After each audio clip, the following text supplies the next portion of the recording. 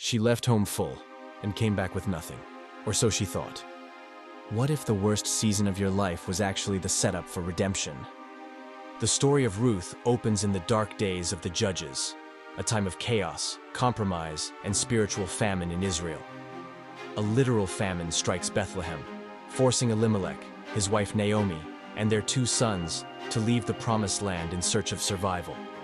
They settle in Moab, a foreign and often hostile land. But tragedy follows them there.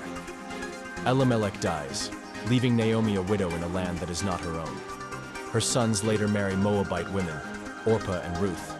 But after 10 long years, both sons die as well. Naomi is now utterly broken.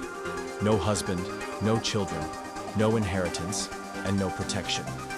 What began as a journey to preserve life ends in devastating loss. Naomi goes from fullness to complete emptiness, and it appears that God's hand has turned against her. Hearing that the Lord has visited his people again and restored food to Bethlehem, Naomi decides to return home.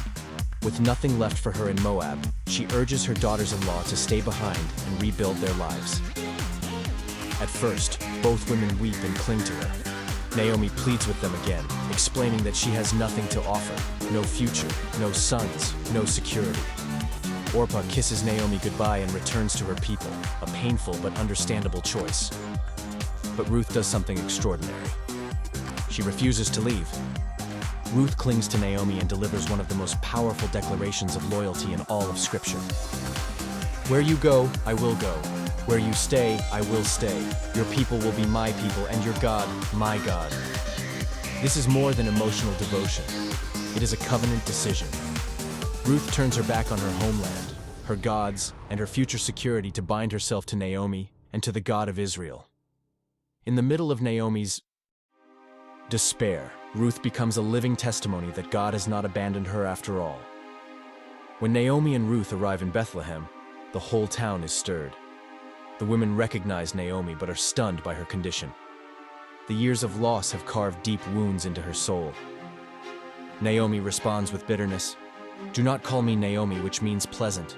Call me Mara, bitter, because the Almighty has dealt very bitterly with me. She openly confesses her pain. She believes she left full and returned empty. She cannot yet see what God is doing. But the story quietly reveals what Naomi cannot.